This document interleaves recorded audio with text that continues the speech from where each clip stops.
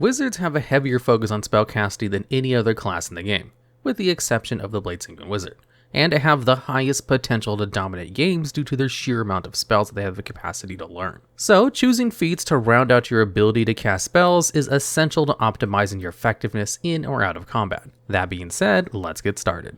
Starting this list off at number 10, we have Tough. This is a pretty straightforward feat that increases the maximum amount of hit points you have by twice your level. Afterwards, you gain 2 additional hit points every time you level up, for a grand total of 40 additional hit points at level 20.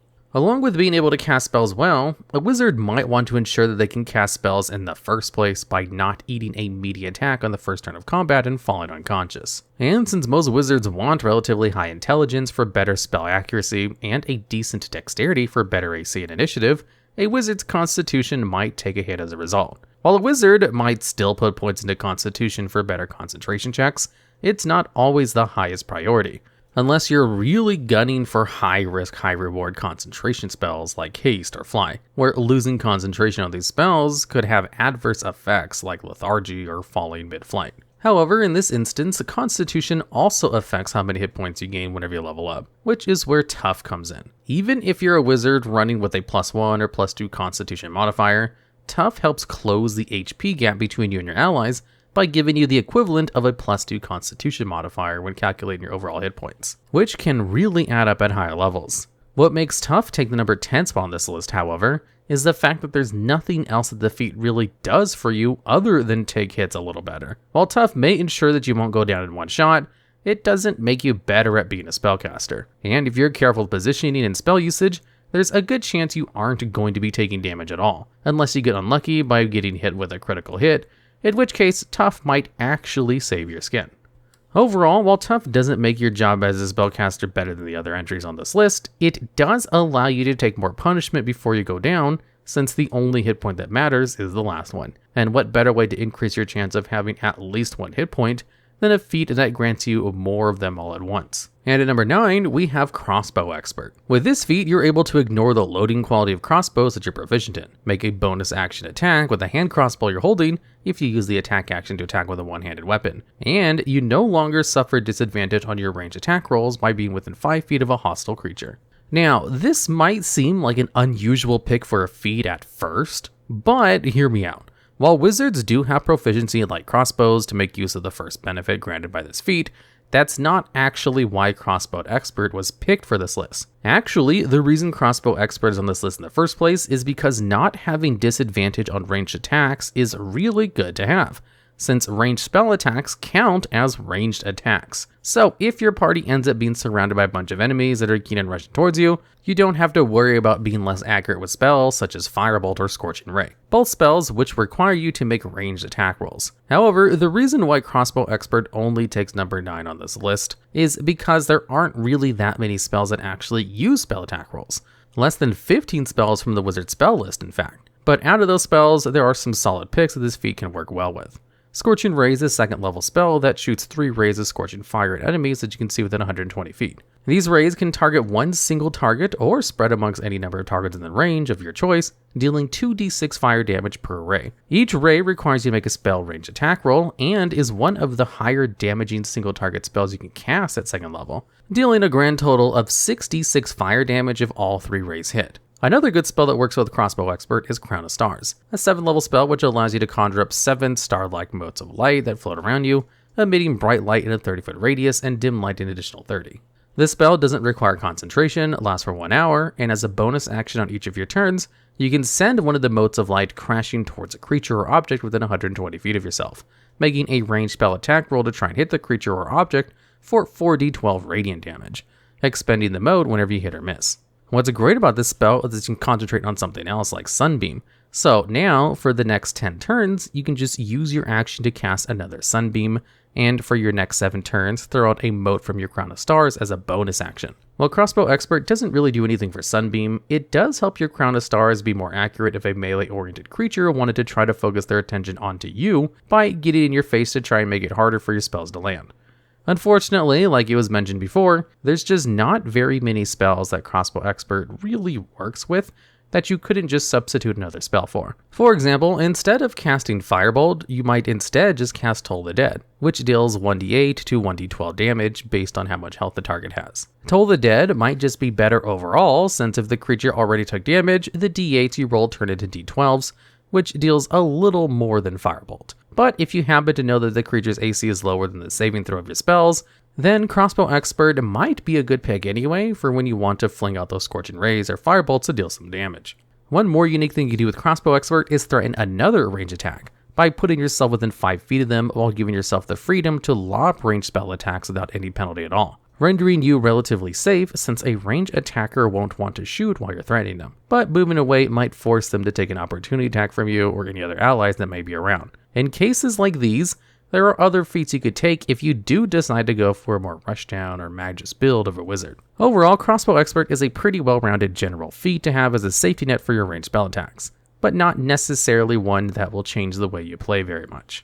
And at number 8, we have Spell Sniper. This feat allows you to double the range you can cast spells that require you to make a spell attack roll. Those spells also ignore half and 3/4 cover, and you get to learn one cantrip that requires an attack roll to use, which is chosen from either the Bard, Cleric, Druid, Sorcerer, Warlock, or Wizard spell lists. Just like Crossbow Expert, Spell Sniper has very limited uses due to the sheer lack of spells which require spell attack rolls.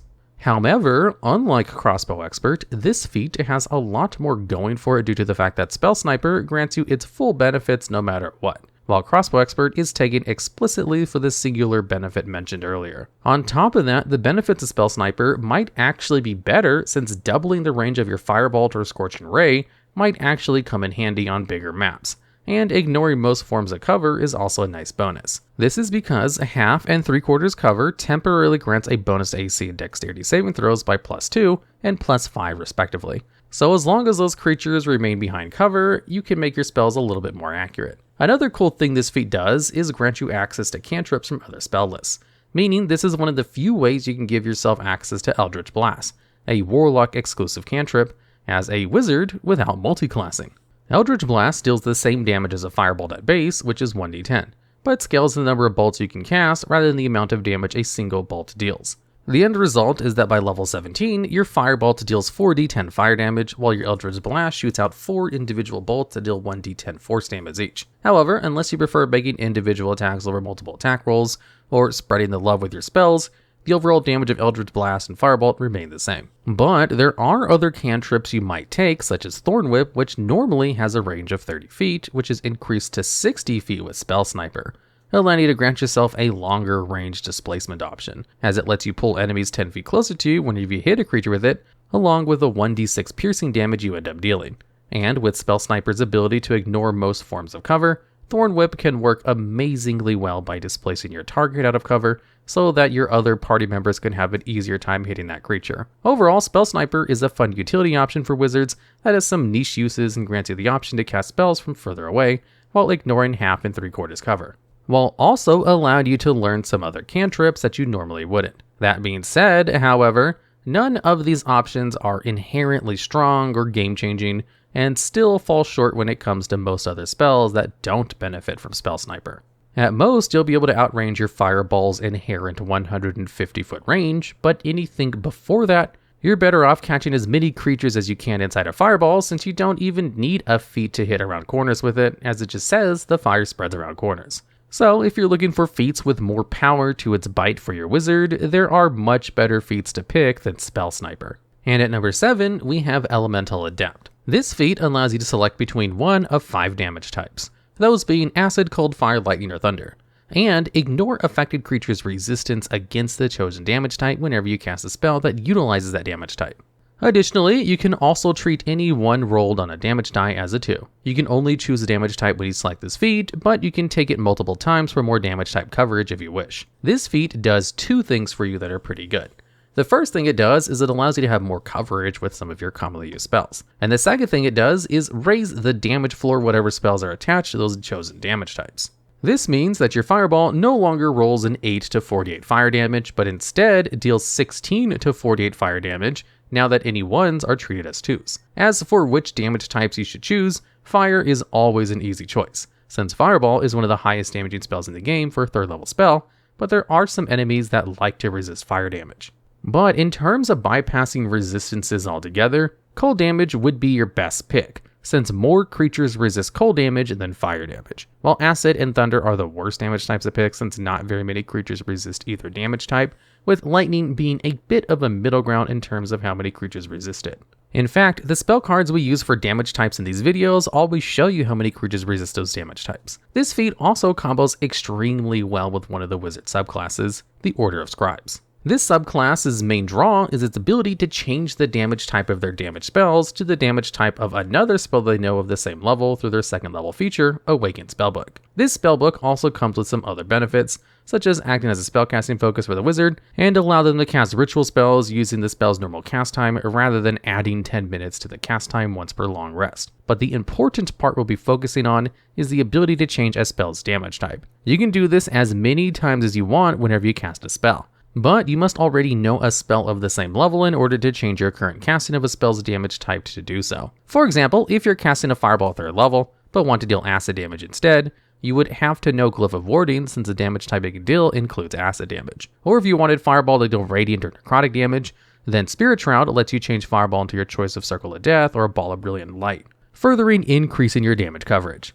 You don't need to have these spells prepared, but you do need to have them written in your Awakened Spellbook in order to change your spell's damage type into one of the spells provided. This obviously works brilliantly with Elemental Adept, since this allows you to play a wizard that specializes in a single damage type and can even work as a way for your wizard to roleplay becoming more adept with their ice magic by discovering a way to make their spells more effective against creatures that normally resist cold damage, for instance. But even without being a scribe's wizard, Elemental Adept being able to bypass resistances for even the most commonly used spells in the game while raising the damage floor of said spells is an amazing benefit to have for a wizard, since what more could you ask for when lobbing fireballs at creatures than for a minimum of 16 damage. And at number 6, we have Initiate of High Sorcery introduced in Dragonlance's Shadow of the Dragon Queen Adventure module. This feat grants you 1 cantrip from the wizard spell list and 2 first level spells that you get to choose based off of your choice of one of the 3 different moons of Kryn. Choosing Nuitari grants you access to your choice of Dissonant Whispers, False Life, Hex, and Ray of Sickness. Lunitari grants you access to Color Spray, Disguise Self, Featherfall, and Longstrider. Solinari gives you access to Comprehend Languages, Detect Good and Evil, Protection from Evil and Good, and Shield. Additionally, you get to cast your chosen spells without using a spell slot once per long rest, but can use them with your normal spell slots as well. While this feat doesn't give you as much free reign to choose basically any spell from any spell list like Magic Initiate does, Initiate of High Sorcery is arguably better than Magic Initiate, simply due to allowing you to cast the aforementioned spells using your own spell slots, which Magic Initiate does not have. And if you're a Bladesinging Wizard that isn't dipping into any Warlock subclasses, then this feat is a very good way to gain access to the Hex spell, which can be a great way to add extra damage to your Scorching Ray, which deals damage multiple times when used for an extra 3d6 necrotic damage total. While most of the spells listed are already available on the wizard spell list, feats like Initiate of High Sorcery can help quell any choice paralysis you might have, simply due to the sheer amount of spells wizards can learn. With so many good spells available, it can be hard to choose 2 spells to learn every time you level up. So having a feat that just gives you Shield and Comprehend Languages for free means you don't have to decide between those spells and something else. While Magic Initiate does give you access to better spells, you can't really use them repeatedly since they're tied to your long rest, meaning you're kind of limited to things like Find Familiar, a very good first level spell for a variety of reasons that has been explained to death already, and only requires you to cast it once anyway. However, if you're not looking to have Find Familiar or some other ritual spell like Detect Magic for instance, then you might be better off with a more limited list of spells to choose from, since you'll be able to cast them more frequently. As for why this feat doesn't take a higher spot on this list, it's mainly because there are still better feats out there that grant you access to spells that are considered more useful than the ones listed for this feat. However, what keeps Initiate of High Sorcery from being lower on this list is due to the fact that, once you've taken this feat, 3 new feats become available to choose from once you reach your next ASI level. Adept of the Black Robes if you're chosen Nutari, Adept of the Red Robes for Lunitari, and Adept of the White Robes for Solinari. Each of these feats grants you a 2nd level spell in a specific school of magic relating to those robes. Black lets you choose from Necromancy and Enchantment, Red is Illusion or Transmutation, and White is Abjuration or Divination. Along with the spell you learn, you are granted a special ability as well.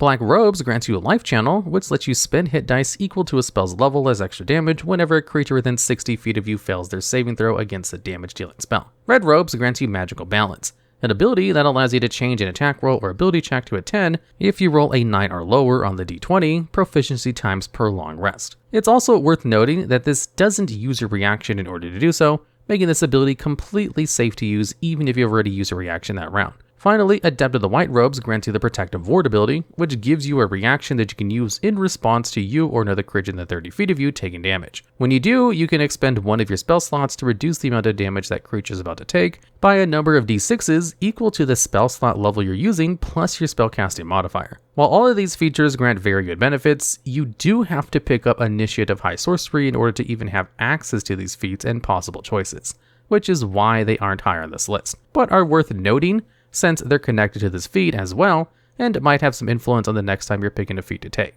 It's also worth noting that while this feat is technically exclusive to the Dragonlance campaign, it might still be worth asking your DM if it will be possible to take this feat or obtain it in some other way in-game, since this isn't really a feat that's going to break any game anytime soon. And at number 5, we have Fey Touched and Shadow Touched, two feats introduced in Tasha's Cauldron of Everything, and essentially do the same thing with slight differences. Firstly, both of these feats grant a +1 to your choosing between either Intelligence, Wisdom, or Charisma, and will be used for whatever spell you learn through these two feats. And just like Initiative High Sorcery, you can use these new spells once per long rest, but can also expend spell slots to use them as well. As for what these two feats do specifically, Fey Touch grants you access to Misty Step and one first level spell of your choice from the Divination or Enchantment School of Magic. Meanwhile, Shadow Touch grants you access to Invisibility Spell and one first level spell of your choice from the Illusion or Necromancy School of Magic. And to determine why these two feats are so good, let's go over them one at a time. Starting off with Fey Touched. Being able to cast Misty Step once per long rest for free is amazing on a wizard, since it gives you a mobility option that you can use as a bonus action to teleport yourself to a safe spot that you can see within 30 feet. And since you can also use this spell using your spell slots, you don't actually have to take the spell whenever you level up like you normally would. As for the first level spell you can pick, there are plenty of decent enchantment and divination options, but the most useful one by far is Silvery Barbs. Silvery Barbs allows you to use your reaction whenever a creature you can see within 60 feet of yourself succeeds on an attack roll, ability check, or saving throw, and forces them to re-roll the d20 and use a lower roll. Additionally, you can grant one creature, including yourself, that you can see within 60 feet of yourself, advantage on their next attack roll, ability check, or saving throw it makes within 1 minute. Being able to manipulate a creature's dice rolls as a first level spell is insanely powerful. So if you don't pick up Silvery Barbs earlier, picking it up when you take Fey Touch is also very good, since you can now have one free casting of it at the very least. Aside from that, however, Bane and Bless are also good spells that you can take, as well as hacks if you're looking to squeeze some more damage from some of your spells, such as a Bladesinging Wizard that likes to swing at enemies. As for Shadow Touch, having access to a free casting of invisibility can help your party sneak around or help your rogue set up an advantage for a sneak attack at the start of combat. Unfortunately, the list of illusion and necromancy spells is much smaller than what you would get with Fey Touch, which might put its power right below Fey Touch if you had to choose. However, what makes up for this is the ability to learn Inflict Wounds, a first level spell that's normally exclusive to clerics. What makes this so good is the fact that, most of the time, enemies anticipate spellcasters to be at their weakest within melee range. While your wizard could cast Magic Missile or Shocking Grasp to try to deal some damage, or to get away from the pursuer by shutting down the reaction through Shocking Grasp's secondary effect when you hit with it, the damage isn't often enough to put them off. But what that creature won't anticipate is getting hit with an Inflict Wounds, dealing 3d10 necrotic damage just for trying to intimidate you by standing next to you. And since you can use your spell slots for Inflict Wounds, you can even upcast it to deal even more damage, making your target think twice about trying to rush you down in melee. Outside of that, however, Disguise Self can be a great way to keep yourself from getting noticed by potential enemies. Silent Image and Illusionary Script are also good flavor options for roleplay purposes and other out-of-combat shenanigans. That being said, the reason Fey Touch and Shadow Touch both rank higher than Initiative High Sorcery is because of the fact they both provide solid second level spells and amazing first level options that any wizard would benefit greatly from, and is further strengthened by the number of options you have available to you right off the bat, making either feat worth taking as a wizard. And at number 4, we have Rune Shaper, a feat introduced in Big B Presents Glory of the Giants adventure module. This feat does two things. The first thing that it does is provide you with the Comprehend Languages spell that you can cast without expending a spell slot once per long rest, while also having the option to cast it using your own spell slots as well. And since Comprehend Languages is a ritual spell, you can also spend an extra 10 minutes casting it without spending a spell slot anytime you want.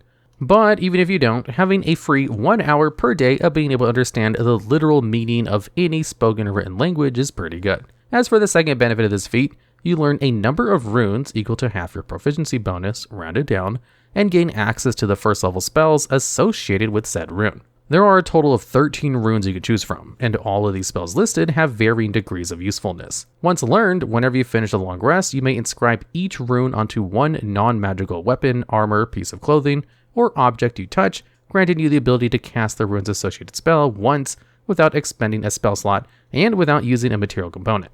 Although, of course, you can also cast these spells using your own spell slots, but still have to provide its material components as normal. What's nice about this feat is how versatile and flexible it can be for a wizard. It's also one of the only feats, if any, that provides you new spells or features based on your proficiency rather than only affecting the number of uses. So while this feat only grants you one rune at 4th level, you do eventually learn another rune at 9th level, and then one more at 17th. While learning more first level spells over the course of the campaign might not seem like much, since you'll already have access to much better spells, including 9th level spells at 17th level, some of the spells you can have access to via this feat can still be useful outside of combat, or even scaled up by upcasting them to match higher level spells. Not only that, but this feat is also a great way to obtain a bunch of spells that wizards normally can't learn, such as Inflict Wounds, Sanctuary, Armor of Agathis, Entangle, and the oh-so-broken Goodberry for survival campaigns. Also out of these spells, Sanctuary and Armor of Agathis are noteworthy for this list because they combo very well with Abjuration Wizard, since their second level feature, Arcane Ward, can regain its hit points every time an Abjuration spell of first level or higher is cast, while also providing a bit more protection when needed. In fact, one of the best combos you can use is an Armor of Agathis with Arcane Ward, since the Arcane Ward takes damage before your temporary hit points or your real hit points. Meaning if you have Armor of Agathis up when you take ward damage, the attacking creature still takes the damage from Armor of Agathis regardless, assuming they're attacking with a melee attack for the Armor of Agathis to retaliate, of course. Sanctuary is also a good spell to have even if you're not an Abjuration Wizard, since it allows you to protect yourself by forcing creatures that are targeting you to make a Wisdom saving throw first, forcing them to change targets or lose the attack if they fail. The Sanctuary lasts for 1 minute, requires only a bonus action to cast, and does not require concentration, meaning you can use it in conjunction with a concentration spell you might want to maintain just to make it a lot harder for creatures to break your concentration. However, the downside of Sanctuary is that it doesn't do anything against AoE attacks, so a simple fireball can easily bypass your Sanctuary. And if you make an attack, cast a spell that affects another enemy, or deal damage to another creature, the Sanctuary ends early. Fortunately, this means that you're free to cast anything that buffs another creature without penalty, such as a haste or fly, or even heal them via potions or other spells you may have picked up along the way through some other means, such as through a medkit via the healer feat, or cure wounds via the gifted metallic dragon feat, for instance. While this feat grants access to few spells overall than Shadow Touch or Fey Touch, the spells it does provide are incredibly useful and powerful, being able to grant you access to other classes' spells, while also helping you round out your builds in ways you have a hard time doing otherwise, which is why Rune Shaper takes such a high spot on this list. And at number 3, we have the Resilient feat from the Player's Handbook. This feat allows you to increase any one of your ability scores by +1 and become proficient in saving throws for the chosen ability. In this case, however, we want to be taking Constitution, as concentration checks count as a Constitution saving throw, which can help you maintain buffs and debuffs a lot easier by allowing yourself to add a proficiency modifier to any of your concentration checks. This is especially important for spells like Haste, which can prevent the hasted creature from doing anything on their turn due to lethargy from the haste being dropped. Or Polymorph, where your rampaging T-Rex party member is reverted back to the original form in the midst of a large group of enemies. While this feat isn't as good to take at early levels due to how proficiency scales, it's still worth taking since damage tends to trend towards the lower side of things. And since the save DC for concentration checks defaults at 10, unless you take enough damage that half of your damage ends up being higher than a DC of 10, even an extra +2 or +3 to all of your concentration checks can be very helpful. And at later levels, being able to add a +6 to all your concentration checks can really save you at a pinch as you start taking higher amounts of damage at a time. Overall, this feat makes you a much better wizard no matter what, especially if you're someone that likes using concentration spells, and remains relevant throughout the entire campaign, which is why Resilient takes number 3 spot on this list. And at number 2, we have Warcaster from the Player's Handbook. This feat grants you 3 benefits. The first benefit we'll be going over is the ability to have advantage in all concentration checks you main to sustain a spell. Like Resilient, being able to make it harder for your enemies to break your concentration on important spells is vital for being a great spellcaster.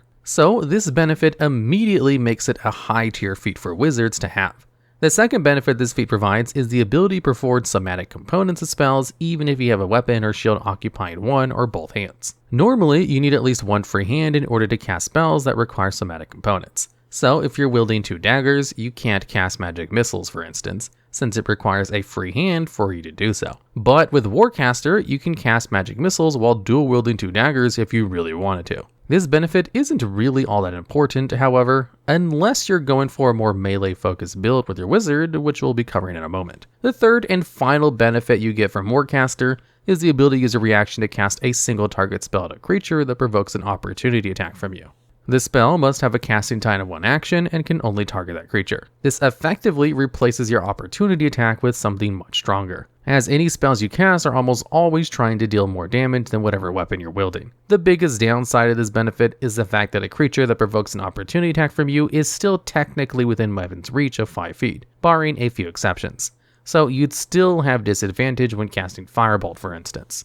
However, this is no problem for melee-based spells like Shocking Grasp or Inflict Wounds if you have it. One important note of Warcaster is that while you can cast a spell in place of an opportunity attack, this benefit doesn't actually count as an opportunity attack when used this way, making it incompatible with feats that require you to make opportunity attacks in order to activate, such as the Sentinel's feat benefit of reducing a creature's movement speed to 0 whenever hitting the creature with an opportunity attack. This is also confirmed by the feat making it clear that you are using your reaction to cast a spell at the creature, rather than making an opportunity attack. That being said, the reason this feat takes number 2 spot on this list is the amount of flexibility and utility it provides your wizard with overall. Having advantage on concentration checks is always a powerful benefit, and if you ever gain proficiency with shields through other means, then you'll be able to have some extra AC protection without ever having to worry about botching up your ability to cast spells. Meanwhile, being able to cast something like Shocking Grasp on a target that's trying to get away from you is a fantastic feature, since Shocking Grasp not only does a decent amount of lightning damage to the target, 1d8 scaled to 4d8 at 17th level, it also completely stills the creature's reactions until the start of its next turn. And if that creature is wearing armor made of metal, you get to have advantage on the attack roll when casting the cantrip. Or if you're feeling really mean one day, you can also attempt to cast Booming Blade, a very powerful cantrip that turns your melee weapon into a thunderous fury of devastating damage. Essentially, you make a melee attack with your weapon against one creature within 5 feet of yourself, dealing the damage you would have done to the weapon if you had made a normal attack, and causing the creature to emit booming energy until the start of your next turn. Or, more importantly, until it willingly moves more than 5 feet away from you. In which case, it then takes an extra 1d8 thunder damage, ending the spell. And the way this spell scales is quite unique, where, starting at 5th level, your weapon attack now gains an extra 1d8 thunder damage on hit, where the damage the creature takes when moving is increased to an additional 1d8 damage for a total of 2d8 thunder damage. At 11th level, both damages go up to 2d8 and 3d8, then increases to 3d8 and 4d8 at 17th level. This means that, assuming 17th level, if you cast Booming Blade using a +3 dagger against a creature trying to run away from you and hit, that creature will take 1d4 plus 5 slashing damage, plus an additional 3d8 thunder damage. And if that creature still decides that they want to move away from you, they will then take an additional 4d8 thunder damage in order to do so. This is a great way to goad enemies into focusing on you right after making the mistake of thinking you are squishier than you actually are, or be punished if they decide they don't want anything more to do with you. There are also plenty of other options you can use, such as Finger of Death or Disintegrate, if you really want to ruin someone's day with extremely high-powered options. Another thing Warcaster is amazing for is its flexibility with other feats. Combining this with Resilient Constitution, for example, makes it extremely difficult to break your concentration. Taking Warcaster in combination with Shadow Touch gives you access to a very high damage option you can use for your reaction in the form of Inflict Wounds, if that strikes your fancy. As for what wizard subclass benefits are most from this feat, Bladesinging Wizards gain access to the Bladesong feature at 2nd level, where they can, proficiency times per day, enter a stance for 1 minute, gaining a plethora of benefits for the duration. These benefits include a bonus to their AC equal to their intelligence modifier, plus 10 walking speed, advantage on acrobatics checks, and a bonus to their concentration checks equal to their intelligence modifier.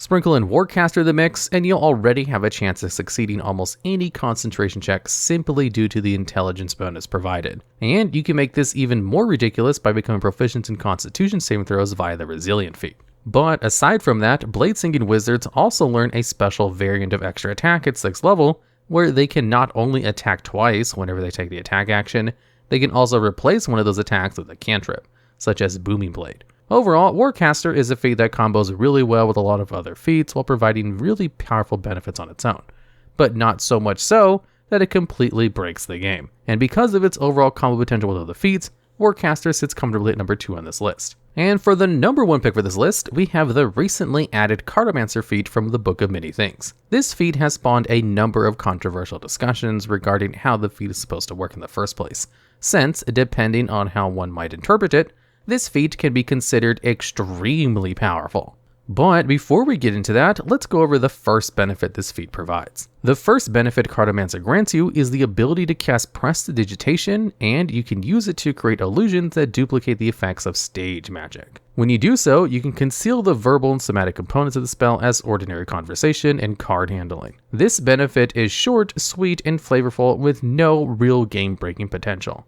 Now time for the meat of this feat. Hidden Ace. This is an ability Cartomancer grants you, which allows you to, after finishing a long rest, imbue a card with a spell with a casting time of 1 action from your class's spell list. This spell must also be a level for which you have spell slots for, and the card remains imbued for 8 hours. While the card is imbued, you can cast the spell within as a bonus action, after which the card then loses its magic. To make better sense of this feat and explain why it's been a center of controversy, let's break down what a Hidden Ace actually does as written. So, whenever you finish a long rest, you can choose any one spell from your spell's class list in order to imbue into this card. This doesn't specify whether or not you have to know the spell from your class's spell list in order to imbue the card in the first place, meaning you can imbue the card with Disintegrate, even if you don't know the spell, and as long as you have a 6th level spell slot unlocked. What also makes this portion really powerful is the fact that you can effectively be a 17th level wizard with 1 level of cleric, and be able to imbue a 9th level cleric spell into the card, since there's no restriction on what class spell list you're able to choose from. So you can just give yourself a bonus action cast into Mass Heal if you wanted to, and restore up to 700 hit points divided amongst targets, while also healing all diseases and effects that might be making those creatures blinded or death. Another form of controversy surrounding this feat is whether or not Hidden Ace requires you to expend a spell slot in order to imbue the card in the first place. This is because it's not clarified as to how the card is imbued. However, similar magic items do have a specific rule that you do have to cast a spell into the item, such as with the Ring of Spell Storing, which clarifies that the spell is expended if the ring cannot hold the spell. Furthermore, we can assume that the card is considered a consumable magic item, since it does lose its magic once the card is used to cast a spell in the first place, requiring you to imbue it again.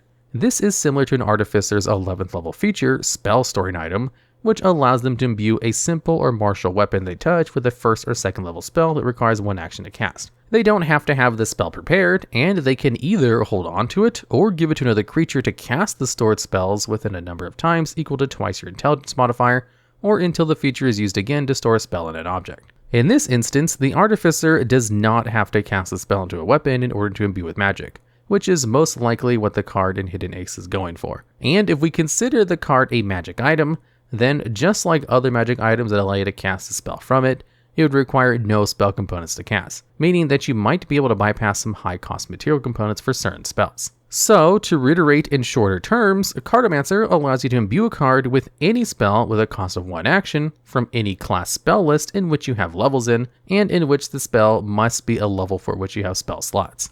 Then, you can unleash the spell from the card only using your bonus action, where the card then loses its magic. This feat is a great way to give yourself the chance to cast spells that you normally wouldn't want to, or were unable to due to playstyle, setup times, etc, etc. For example, if you want to cast Tensor's Transformation, but weren't able to because your action was preoccupied with something else, Cartomancer would be able to let you cast as a bonus action instead.